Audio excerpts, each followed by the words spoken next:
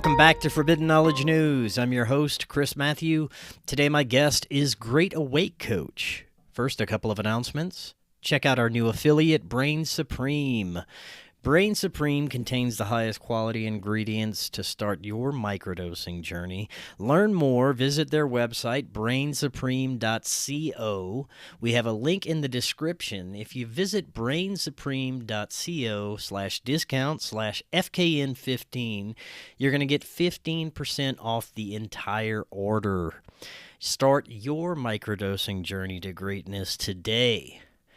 Some great ways to help support Forbidden Knowledge News. Watch the Forbidden documentary, Occult Louisiana, available on Tubi, Roku channel, and multiple streaming platforms.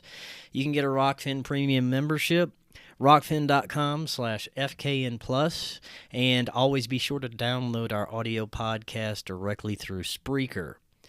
Today I want to welcome the Great Awake Coach. He is sometimes referred to as a life coach for conspiracy theorists. He dissects reality from a simple, almost Zen perspective designed to help us understand this modern-day Great Awakening we find ourselves in. Coach, welcome. How you doing? I'm fantastic. Thanks so much for having me today, Chris. I appreciate it. Well, thanks so much for coming on. Would you prefer Christopher or Chris? I don't want to be too casual. Chris is fine. Chris works with me. Okay. And welcome again, man. It's great to have you, and I love what you are doing. Right now is such an important time for those that are just becoming aware of the corrupt nature of our ruling class and the systems that we're subjected to. It's great to have voices like yours to help guide us through the insanity, especially with your own stories. I think that's very important. And there's a lot that we're going to get into today to help people understand what is really going on and how to navigate this. But this is your first time on. Tell us a little bit more about yourself and what you do.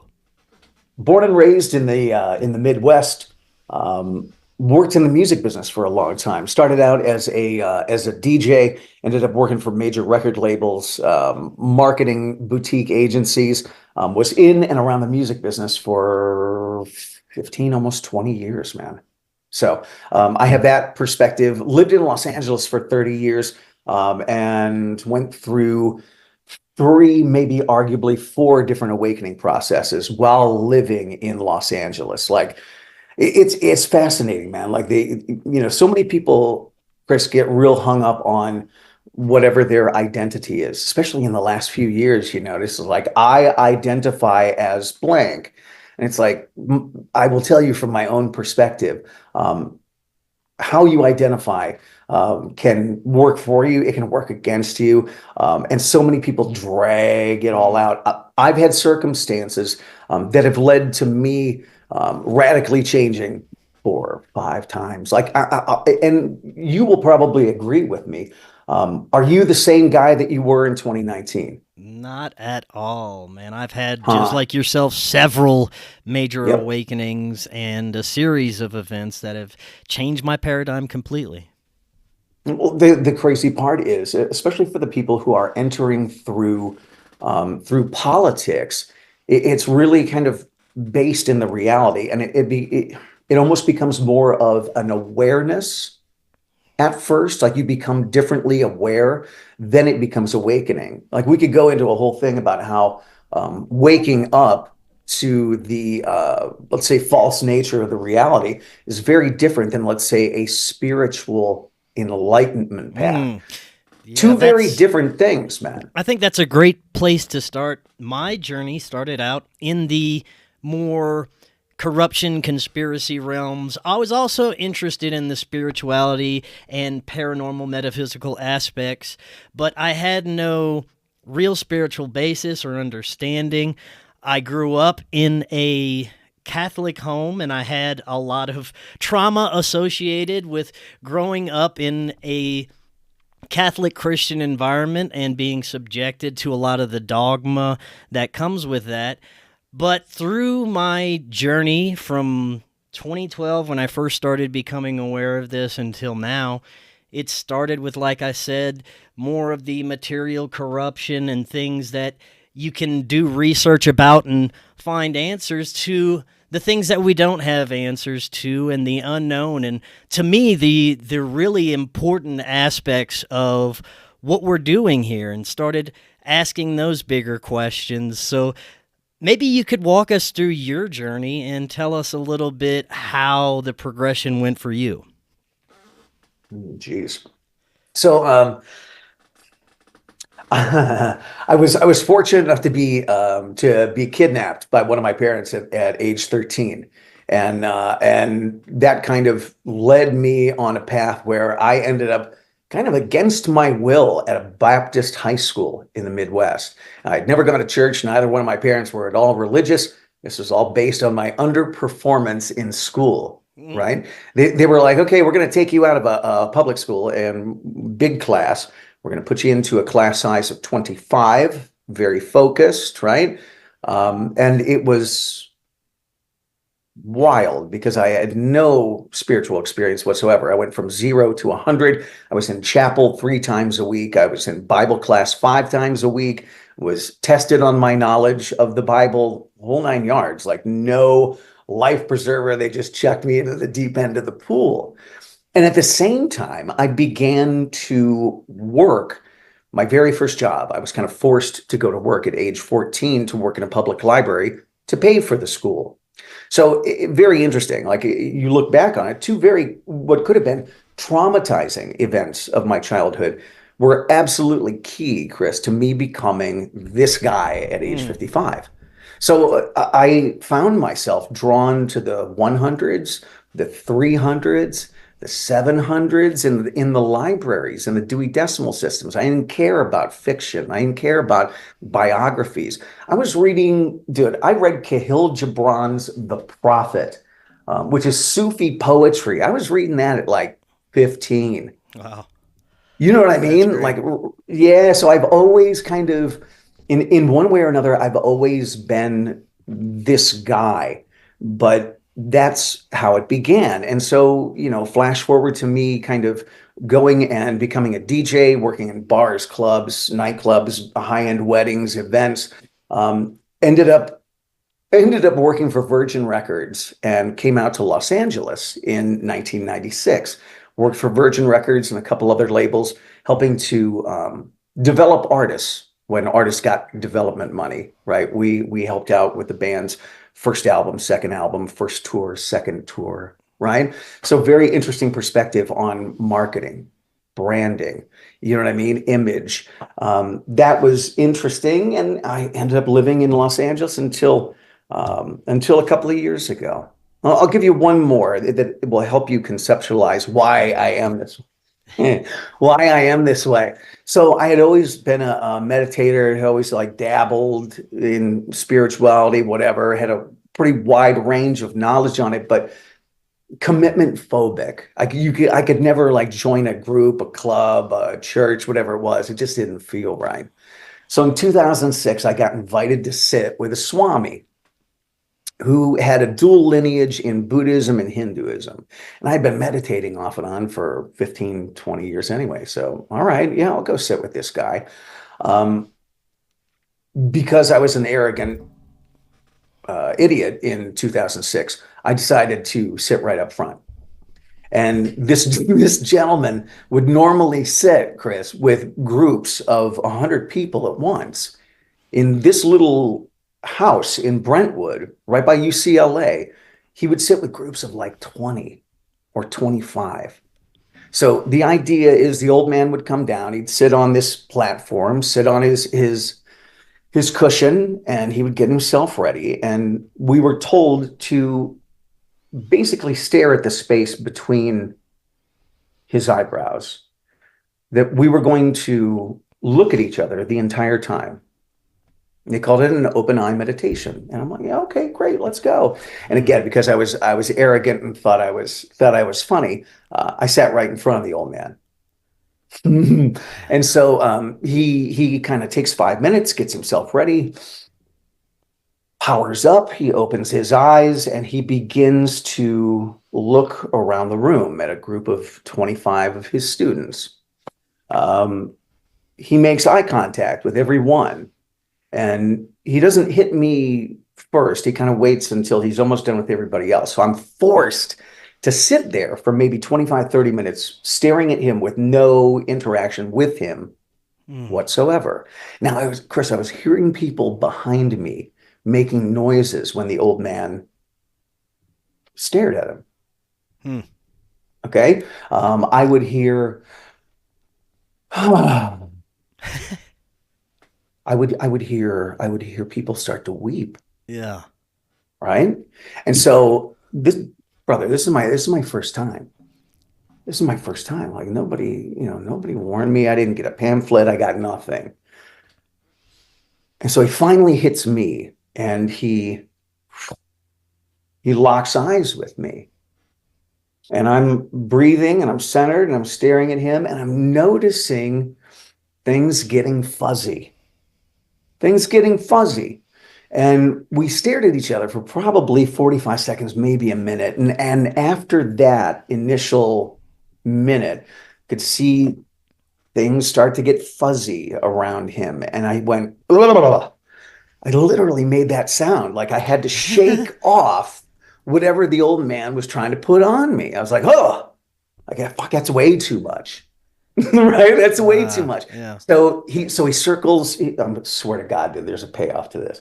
He circles the room the second time. He comes back to me. And now I'm like, okay, cool. Now I know. Now I understand. I don't understand, but I understand. I get it. Okay. I'm a little more open. And he immediately starts to go wavy. Right. And again, after about a minute and a half, I got to shake it off. He goes around the room again. Third time, he comes back to me. Now, Chris, I'm good. Now I'm good, dude. Now I know what's up. I'm like, okay, brother. Now I know. All right. What do you got? Wrong thing to say. Oh no.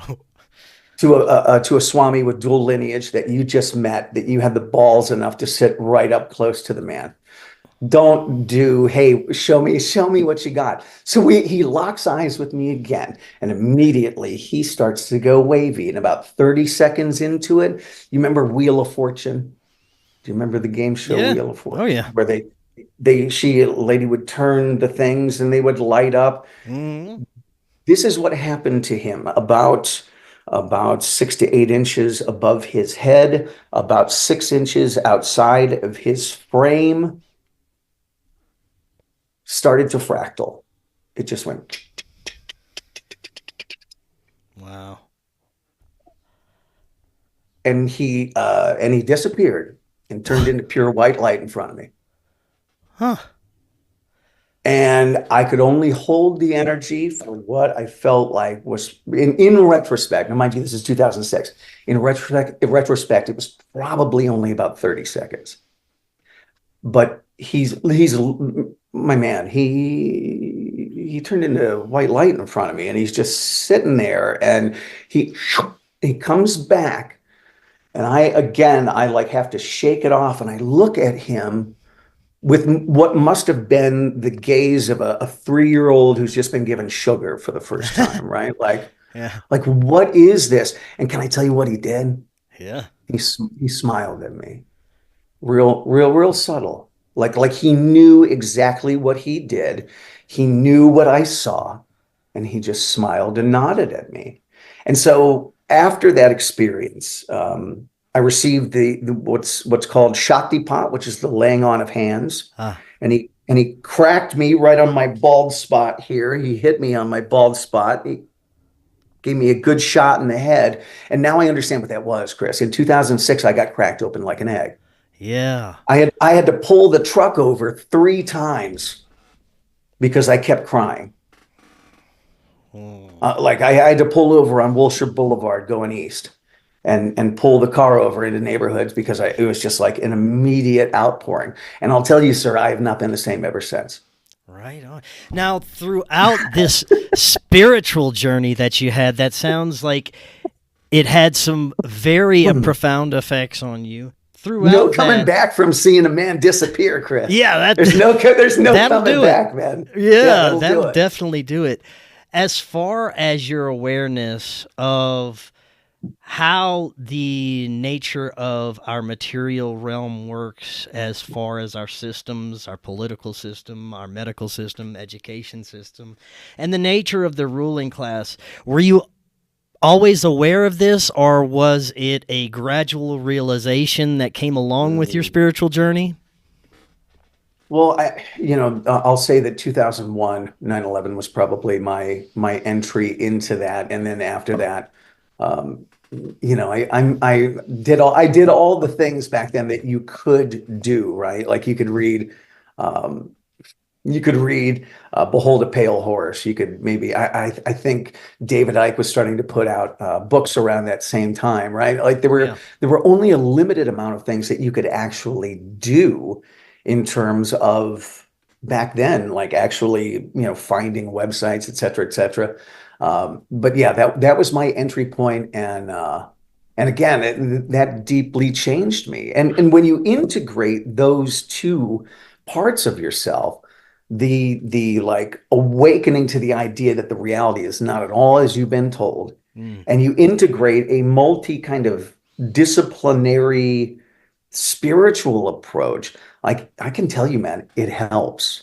Like I think that the two things that are going to come out of this period of time, as they always do during awakenings, right? Like there's quote unquote great awakenings throughout history. And when you go back and you look at them, the two inevitable results are always revolution and revival. It's a Mm. revolution and a revival back to God.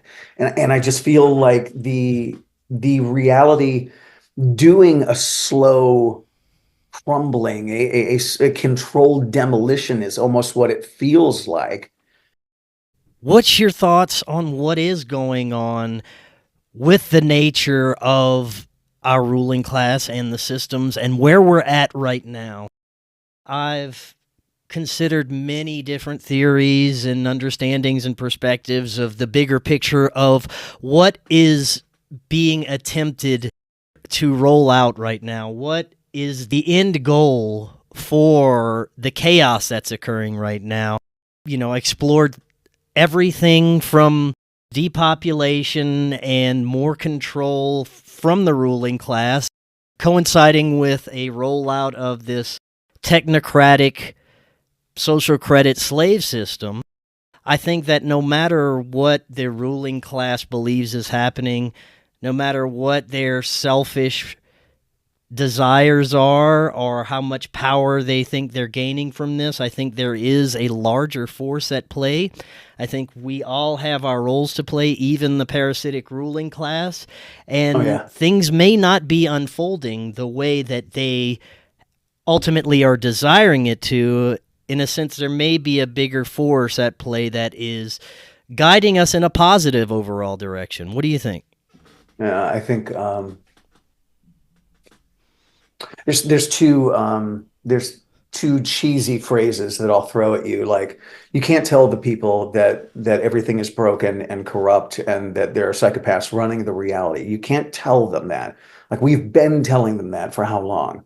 Yeah. And they just stop inviting us to Thanksgiving, right? Like, you actually have to show them. And I feel like that's what this 4-year period was. Like, Trump all the time talks about, and we're firmly rooted in the reality. I'll get into the esoteric in like 30 seconds. Mm.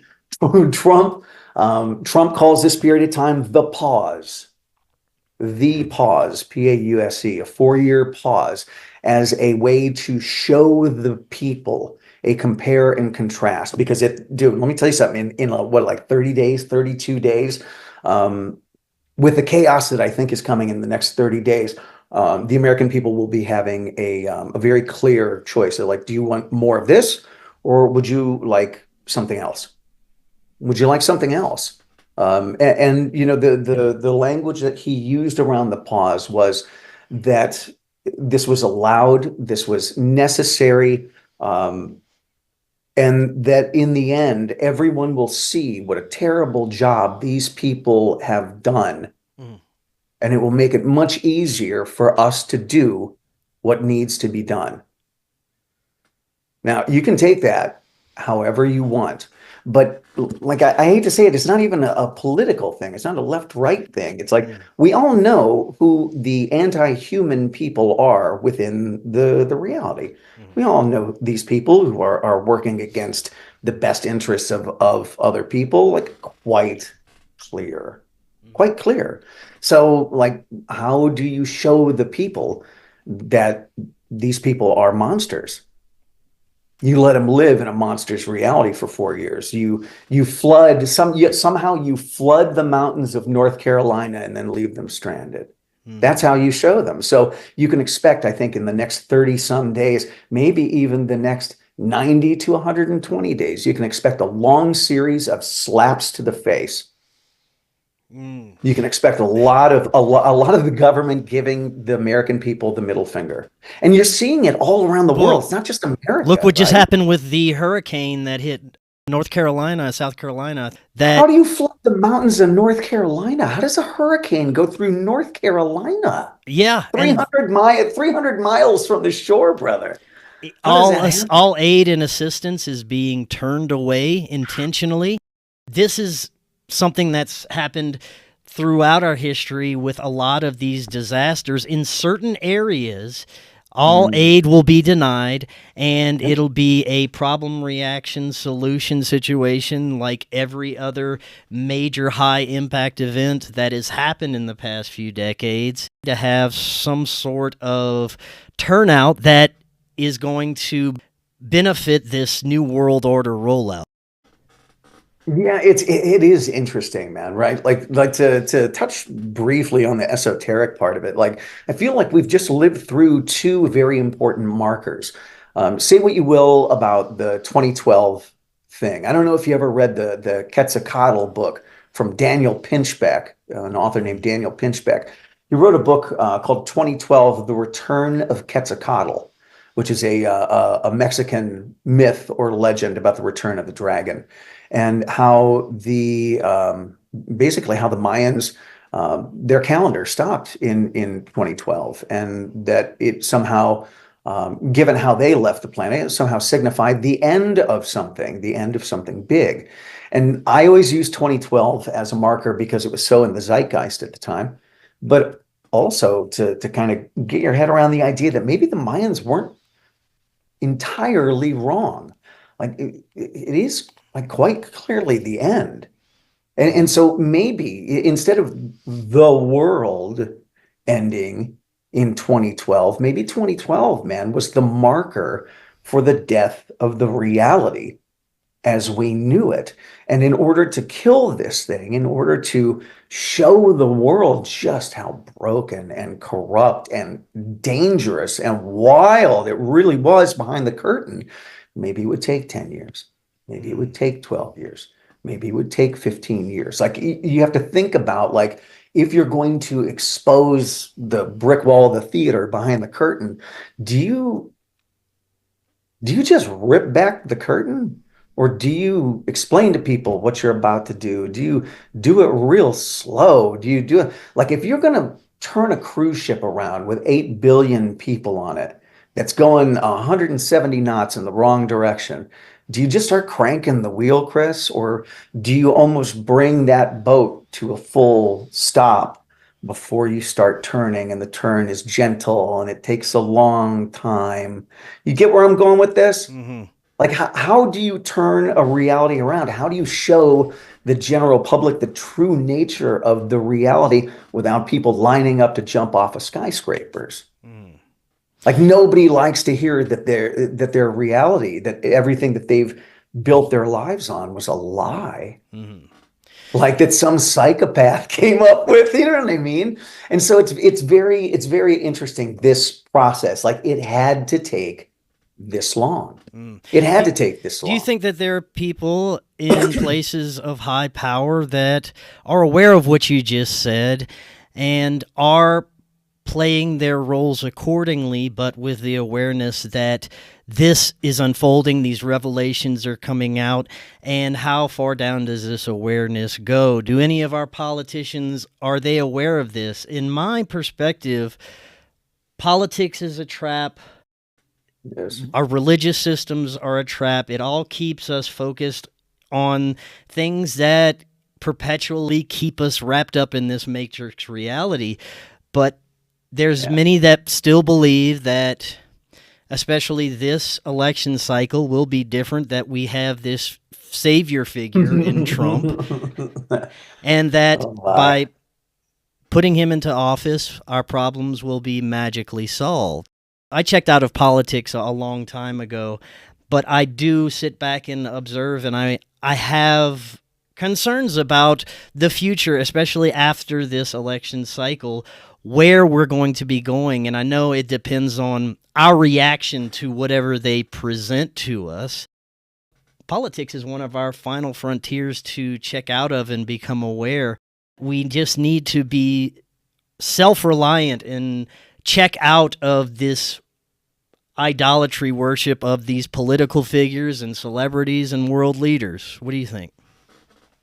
Well, several things. I'm unconvinced that we're going to have an election like as normal. Like we all just kind of go to the polling place and we all press the buttons and we all get a sticker and we all leave and then we all go, "Aw." Right? Well, was like, it ever really like that?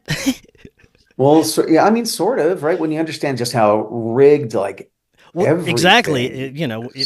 There's always this level of control that is out of our hands, but we have the illusion of choice. We have the illusion that we are participating and making a difference. The higher ups at Smartmatic just got indicted in August for helping to rig the elections in the Philippines. And we're still using Smartmatic machines. Come on, man. Like it's fascinating. I try not to pay attention to politics, but I feel like in a way I don't have a choice. And part of the reason why we're in this situation is because so many people have been like, I don't talk about politics. I don't talk about politics. No matter what the outcome of this election is, it's going to affect us individually, each in every one of our lives, no matter what. 100%. Like if there isn't a number of things going on in the background, you and I will be hosting a podcast from our gulag. Like, you know what I mean? Like if there isn't something going on, if there aren't things in the works, and you can kind of get into that too, like just how cartoonish the reality has gotten, and especially politics. Like how many times do we have to see the supposed president like take a header? Like how many times are we going to let this old man fall down before somebody's like, hey, is this guy okay? And you've just seen how reality has kind of devolved. And so I think if you're ever going to motivate people to get to a point where they are ready to take back government, where they're ready to be like, okay, look, fine, I don't want to get involved, but I'll run for Congress. The guy who started 3 businesses, the guy who's successful, the guy who has his own thing going on. Like politics was never supposed to be a career, Chris. Like if we are supposed to take this thing back, you have to show these people just how broken the system is. And North Carolina, Georgia, Florida, they are experiencing that right now. Right now. Like that's why they're keeping other people out. Because if we, the people, show up and rescue our neighbors, why do we need the government? Why do we need FEMA again? Yeah. Just wondering, right? Like they have to kind of justify their own existence at this point, and it gets tougher and tougher and tougher to justify their existence. So, like I said, next 30, 60, 90 days, if there's a natural disaster, I hate to say it, you're on your own. You're on your own. I don't see how the current system can survive, especially if what we're experiencing with people's awareness continues at the rate that it's continuing. Myself and probably everyone involved in this community in looking for the truth, looking for answers, has a somewhat limited perspective on the bigger picture, on how many people are really awakening across the planet. We are in somewhat of echo chambers because most of us are talking online. We are subjected to the algorithms. We're at the mercy of the algorithms, and we'll be lucky if we reach a quarter of the audience that we should be reaching because of the censorship out there. But it is difficult at times to gauge where the collective is with the level of awareness, with the level of participation with nonsense. I try to get out and talk with people in the real world that I don't normally associate to try and gauge this, but I don't really travel the globe. It is more difficult because I mostly speak with like-minded people. So Yeah, 100%. what do you think about that? I think every time, the president trips up the stairs, I think every time the VP candidate says something like, "I'm friends with school shooters," which the VP candidate actually said at a debate a couple nights ago. Every single time we see one of these cartoony things, X number of people wake up. So again, like if reality devolves into a cartoon and you know everything is like fake, gay, or broken, or just retarded. I hate to use the bad words, but like if you get to the point where you're just like, you know what? I don't want anything to do with you people. Like, why'd you ruin Star Wars? Yeah. Do you know what I mean, though? Like, how many Yeah. opportunities do the general public need to be offered before they reject this shit? And they just say, you know what, dude, I can make a better movie than this with my 4 boys and some iPhones.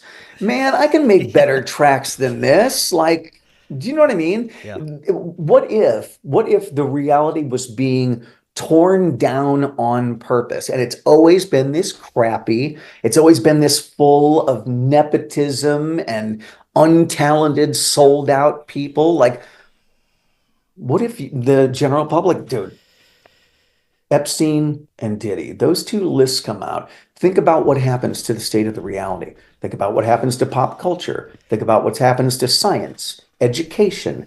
Every single part of the reality will be exposed for having monsters and perverts in it. Yeah. What's the shakeout from that? Well, How this does that is reverberate? important. I look back at the Epstein thing, and I think everybody had high hopes for the fallout of what would occur after those revelations. And there's revelation after revelation coming out about the corrupt nature of all of this. But it seems like there's a lack of reaction. I can still see people on Puff Daddy's page praising him for the amazing person he is and music that he's made, even after all of this stuff came out. And I wonder if there are people on this planet that are unreachable. You hear the term NPC a lot. This is a controversial topic, but I have to wonder if there's people that just cannot be reached. They're too embedded into this matrix reality. They love that matrix steak too much. I don't know.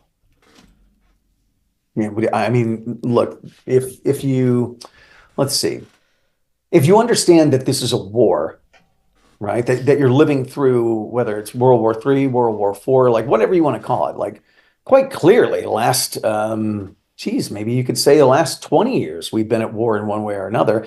It really kind of ratcheted up again around 2012. Now, mind you, the government has always made propaganda, but back after World War II, they ended up farming a lot of that propaganda out to think tanks, to marketing agencies, PR firms.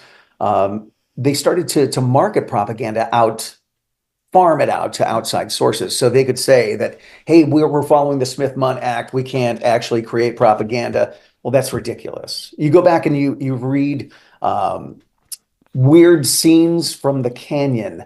What is that gentleman's name? The researcher. I know who you're talking about. Name slipped my mind, but yeah. Canyon's book. I'll pull it and put it up there. It's not tough to find out just how many of these things were actually manufactured, like the whole hippie thing, the Grateful Dead, all 3-letter agencies and secret societies. Like none of it was ever real. And I'll say this again, like you go back and take a look at Puff Daddy's body of work. Dude, he's got like one good Mary J. Blige record, and he's got like two good notorious records, maybe one Jodeci record from '93. The rest of it is terrible, dude. I was joking around at home with my wife last week, and I'm like, let's go through Diddy's greatest hits. And by like two, three songs in, we were screaming for it to stop. Yeah.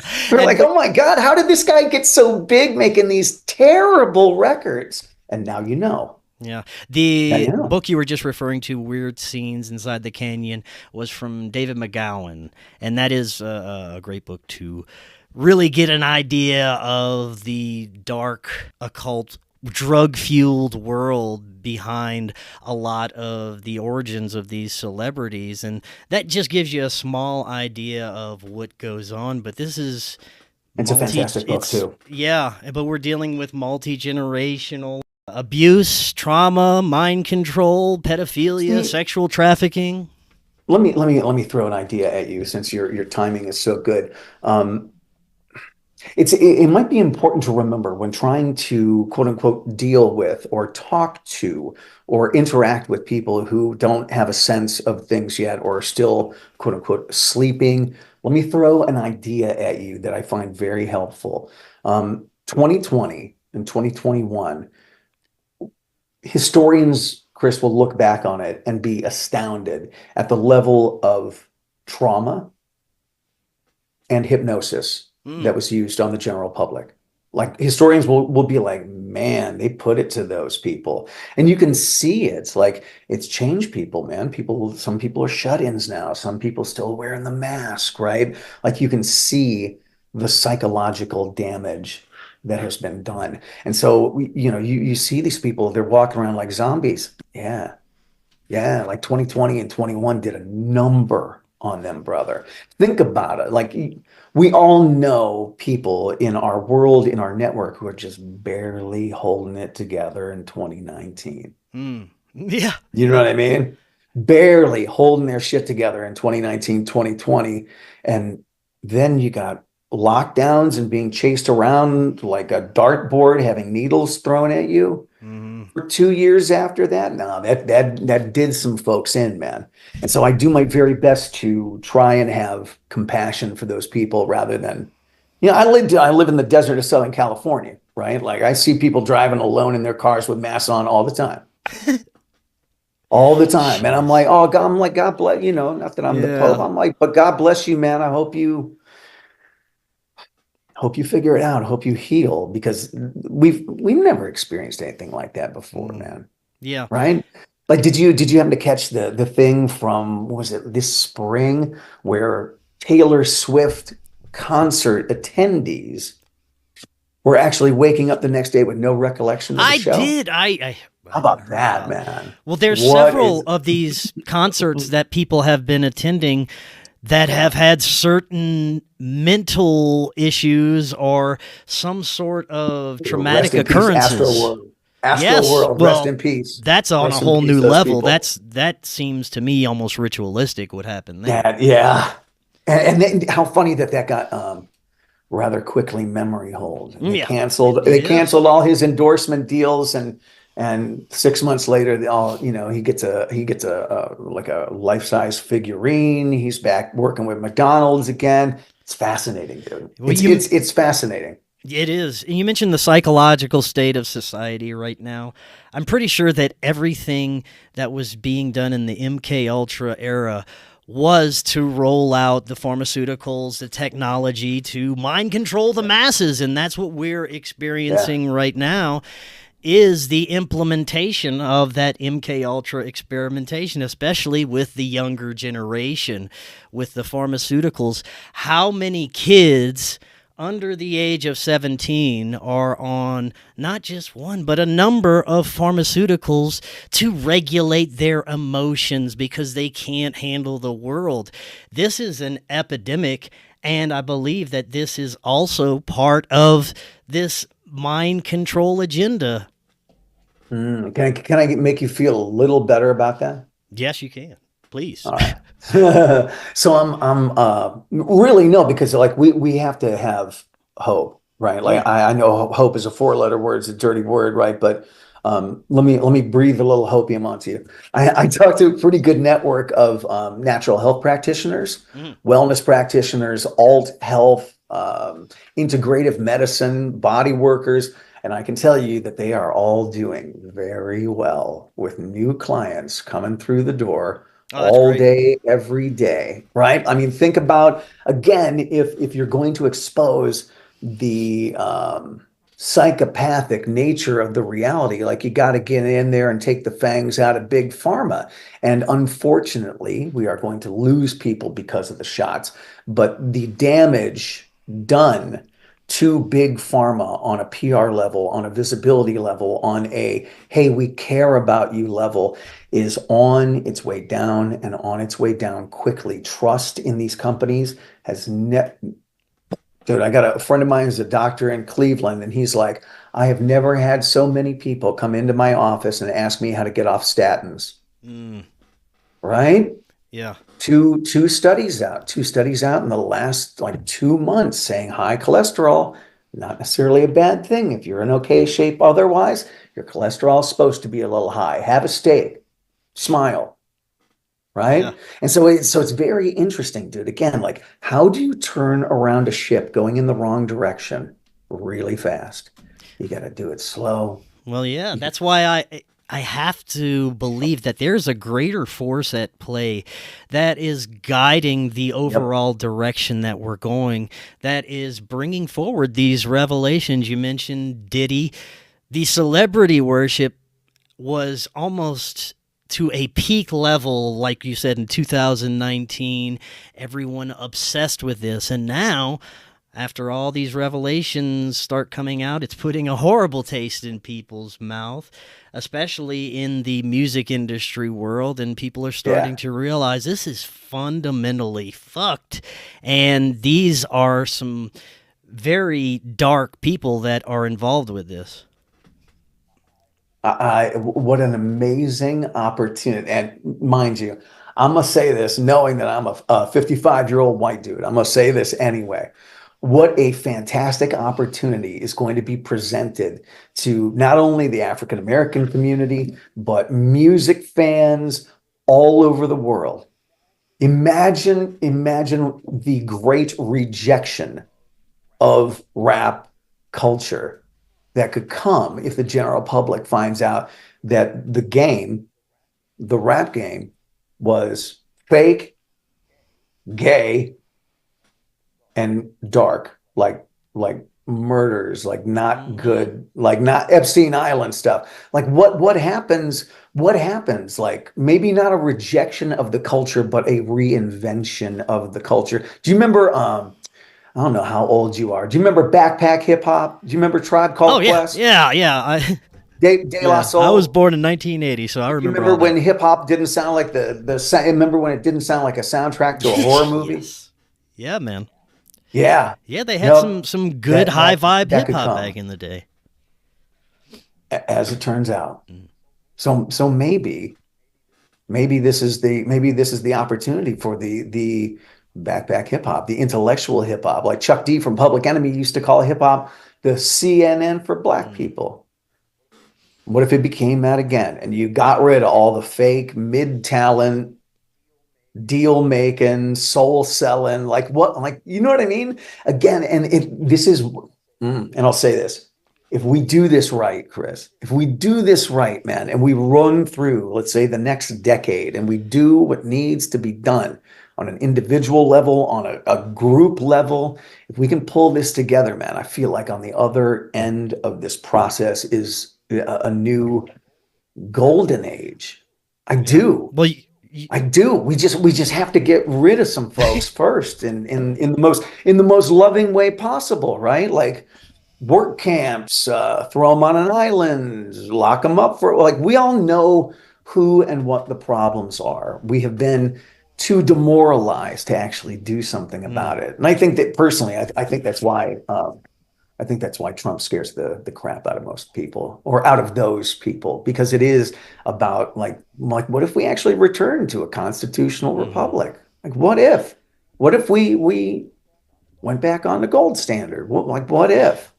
What if we started using plants instead of petroleum-based pharmaceuticals? So Like, with the understanding, what if we have to go backward in order to truly move forward? well, with the understanding that both sides are essentially two wings of the same dirty bird, what do you think Trump represents? I think he's like a well, look, okay. Do you want the 100% honest Give it, answer? yeah, man. Give it to us The straight. oh my. Oh my. So so in the next couple months, we have an escalation with the Ukraine and Russia. We have an escalation with China and Taiwan.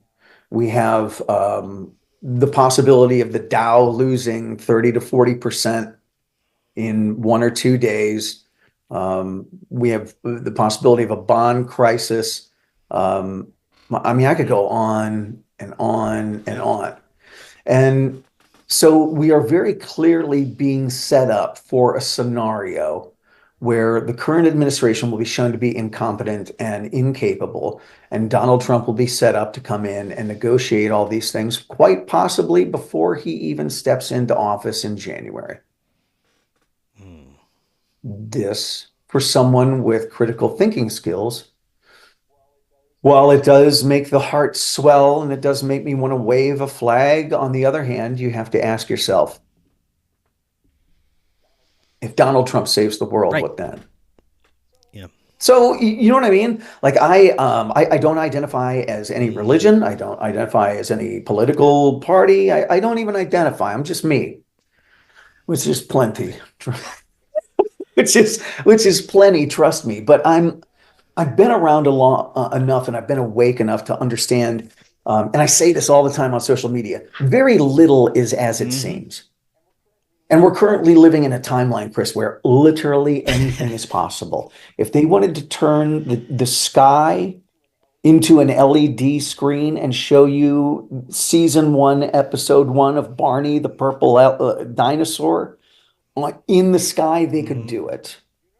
You know what I mean? And so when you start to back out and you look at it from that perspective, can I tell you, if you do it right, brother, there's freedom there, because you understand that you truly don't have any control over anything that happens out there. You got your thoughts, you got your words, you got your actions, you got your morals, you got your ethics, and outside of that, there is not much you can do. And so rather than focus on the car crash, like I've been telling people lately, and let me, because I know our time is short. You're good. I wanted to say something to anybody who's listening. The time is different now. The reality is different now. If you tried to, let's say, quit an addiction, if you tried to start a business, if you tried to do something and you failed at it, I got goosebumps right now, so bad. And it failed in the past, and you're like, you know what? I want to try that again. Will you do me a favor, ladies and gentlemen? Will you try that again? Whatever it is that you failed at, but you were like, damn it, what was wrong with that? What did I do wrong? Maybe I can try that again. The vibes, the energy, the time, the alignment, it is all different now. If you try it again in the next couple of months, you'll be surprised to find the environment is more friendly to you now than it was 3 months ago, 6 months ago, a year ago. Like, what better time to try and build something, Chris? What better time to like get your shit together? What a better time than when everything outside of you is falling apart, when all you really have to rely on is you, and maybe those around you. But really, in the end, brother, it comes back to you. So there's no better time. If you want to try something again, my brothers and sisters, try it again sometime in the next 90 days. You will find the atmosphere much more friendly to you. I think this is a great segue to close out. You mentioned hopium earlier and opportunities. I think this time is all about opportunities for creators. It is. The system. Well, if you got the hustle. Yeah, man. The system's being crumbled and torn down in front of us.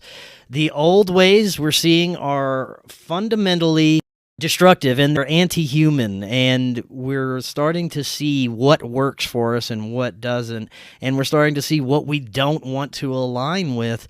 And there's so many people like yourself, like myself, that are starting to do these wonderful things and flourish and start their own systems, making their own movies, doing their own podcasts, making their own music, and not being subjected to the toxic crap that the system was bringing us. So it's a time for opportunity. It is, man. It is. Like there's a, I want to say there's an old Meyer Rothschild. I think it's a Meyer Rothschild quote. There's no better time to buy when there's blood in the street than when there's blood in the street, right? And it's interesting because it's like if you can build during dark times, if you can rebuild as a person, how about that? If you can rebuild as a person during dark times, they can take everything they want, Chris. There's nothing they can take from me that I haven't already taken from myself, or God hasn't taken from me. It is arguably the best time ever to be alive. It just requires a constant reframing, man. Like most humans, sir, are not designed to take in large volumes of dark information. Most people are not psychopaths. Most people are not sociopaths. And when you put all this dark, when you put all this dark stuff upon them, it will break people. Yeah. And I'll tell you that for anybody who is researching, hey man, please take breaks. Please, I know the meme is like go outside and touch grass or whatever, but like sanity breaks from social media are so important. Sanity, like no one is going to knock on your door and demand that you tell them everything about Epstein Island and about how it works. No one's going to quiz you on any of this. Let me say this, man. A lot of us are doing jobs that we don't remember interviewing for. Yeah. If you would have told me that 15 years ago, 20 years ago, that I would be doing this work with people and doing work in this segment, this capacity, I would have been like, are you nuts? I didn't want anything to do with this. But God, infinite, all that is, whatever you want to call it, it puts you where you're supposed to be. It puts you where you're supposed to be. And right now you're supposed to be broadcasting. And right now I'm supposed to be helping people get their shit together. Change their lives. This is such an incredible time. And I was talking to someone about this yesterday. I myself look back at my life and I would have never imagined that I would be able to make a living doing something that I love, talking about weird stuff all day. But here I am doing it, and I'm very grateful to be able to have this opportunity to do that. But I was talking to someone yesterday about how when I first started this and I was able to walk away from corporate America and a job that I hated doing and do this for a living, I had this level of guilt probably instilled to me from my parents that I should be a lawyer or a doctor or have some $100,000 a year corporate job, but being in any entertainment business or doing something creative is never going to get you anywhere. And it kind of instilled this level of, should I really be doing this? Should I feel bad for being able to make a living doing something I love? And that was a tough one for me to get over. But now I look back at, of course, this is something that I'm supposed to be doing. This is my sole mission that I agreed to do here. That's the job that I signed up for that I didn't realize that you were just talking about. So that's something else that I think a lot of people who are conditioned to go to work and have this 9-to-5 job because that's what their parents did and that's what their grandparents did. It's now time to look at things a little differently and understand you don't have to go that route and you can do whatever you want. Yeah. It's interesting that that Catholic guilt lingers, right? I'll give you a great anecdote. My buddy Mark was a concert promoter for many years. Ran a bunch of venues in Texas, ran a couple in LA, and great booking agent for small and mid-sized clubs. And he went down and saw his grandma down in Louisiana, and they're catching up, and he's telling her about work and kind of complaining about work. Nightclub business is dark, man. It's crappy, right? It's not like, I hope you like the smell of dead beer. Like that's the nightclub business, right? I mean, it's fun while it's going on, but when the lights come on, it's a very different reality, and it ain't pretty. So he's talking to grandma and kind of bitching about it. And here's the difference. Here's the difference in the mindset between his grandma, him, and us who are trying to do it, but are a generation away or 2 generations away. She goes, well, you kind of get what you deserve. And he was like, Grandma, what do you mean? She goes, well, you made the choice to try and do what you love for a living. You made that choice, and so now you got to deal with it. And so there wasn't even, do you understand what I mean when I say that? Like there wasn't even like a concept of that. Yeah. Like, wait a minute, you could start your own radio station, you could start your own interview series. Like it doesn't even compute. And this guy was running a nightclub, and his grandma's like, well, you did it to yourself. You're not supposed to, work is work. Exactly. Yeah, man. Right? You're not supposed to take what you love and turn it into work. That whole, sorry about the broad Southern accent, but there's not even the concept for it, man. There's not even the concept for it. It's such a different time. Like, we don't think about how many times every cell in our body, Chris, has restored itself, has recreated itself. We are completely different beings than we were 2019, 2018, 2017. And so I think a lot of this process, a lot of this period of time, like, we were asked in 2022 to reevaluate what was, quote unquote, essential in our lives. Right. And all of a sudden we had to shift priorities. We had to look at things from new perspectives. I think we are being shown the decrepit state of the reality, so we can actually get to a point and be like, you know what, the FEMA, kind of non-essential. Like, we don't really need that, right? Like the FBI, do we still need? Could we I don't know, maybe expand the Marshall program? Like, I don't know. Like, but I think once everybody sees how dirty and nasty and broken and stupid it all is, we actually have and that's, by the way, that's in Europe, brother. That's in South America. That's everywhere. That's in Australia. Poor Australia. But once everybody sees this, again, like globally, we will be asked, do you want this or do you want this? It is time to choose. It's time to choose. And again, we're almost there. We're almost there. Have hope. They haven't even tried the aliens thing yet. Hey, yeah, like you said, anything is possible during these times. Oh, man. dude. And yeah, by 2030, I mean, again, when you back out far enough, and look, better people than you and I have ended up in mental institutions trying to figure out the true nature of the reality. Yeah. Right? Like, is it the Masons or is it the Jesuits? Is it the Satanists? Is it the left? You know what I mean? Like, it's just, it never ends. All I know is that we're being tested, we're being shown, and we're going to be given an opportunity at some point in the near future to make a decision the likes of which we haven't been asked to make in a couple hundred years, brother.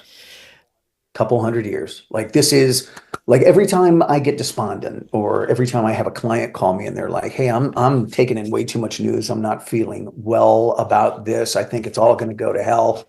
I'm like, you've been given a front row seat and open eyes and an open heart. You've been given all this for literally the greatest show in almost 300 years. You've been given a VIP box seat. Be thankful. Yeah. be in gratitude. Like, you, not to say that you're special or you've been chosen or you're a light, Eh, whatever that yeah, is, right? But you've been given this gift. You've been given this gift. Like, what will you do with this gift? 100%. Dude, thank you so much for having me Yeah. on today. I really Well, this appreciate was it. wonderful. Thank Now, you. It's Coach, great. is there any final thoughts you'd like to leave us with, especially about navigating the turmoil that we may be facing in the upcoming weeks, months, years? Yeah, be smart. If you haven't stocked away some non-perishables, um, please be smart. Mm, Be smart. It's quite apparent we are on our own for the foreseeable future. How about that? We're on our own. We're being asked to be sovereign in a way, to be independent. So just please make sure you're doing that. Um, can I give two of course. plugs? Yeah, man. Can I give two Yeah. plugs? I used to be a maintenance alcoholic and wrestled with drinking for 20 plus years.